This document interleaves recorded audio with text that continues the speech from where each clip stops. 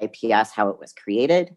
What we're looking at here are the 3 principles and the 4 tasks. And all of these ideas really came out of a community of folks working together to try to figure out how to do something different, different from what they had experienced in the psychiatric system, and more in line with what they themselves would like or would have liked in its place. And so really the origins are with Sherry Mead, the creator of Intentional Peer Support, and her own personal experiences of, going in and out of the hospital, being given diagnoses, and eventually, looking to create something new and something different. She had spent some time working at a domestic violence shelter and, had these ideas about how people with similar or related experiences could actually support one another. And so that led her to eventually creating what turned out to be the first peer respite, where people could come and stay, and where there was people with their own lived experience who were there to offer support.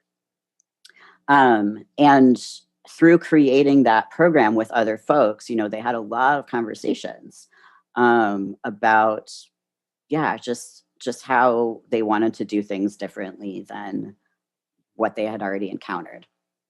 And so that's where this framework comes out of, quite organically.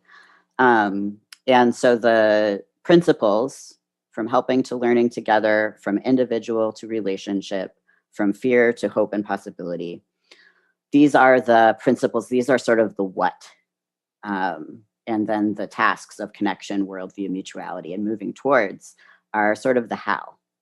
And so in looking at these 3 principles, they represent a shift in perspective, a shift in approach, from what we might associate with like a mainstream clinical approach, which is all about helping, which is very focused on the individual as needing help, and can often come from sort of a fear of, what might happen if we take risks, right?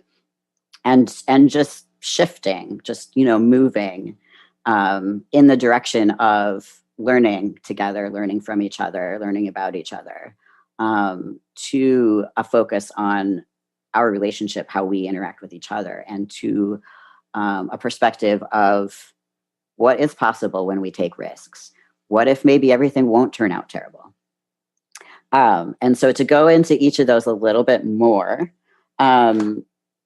we'll just start by posing a question that you can think about to yourself. If you want to share some of your responses in the chat, please go ahead and do so.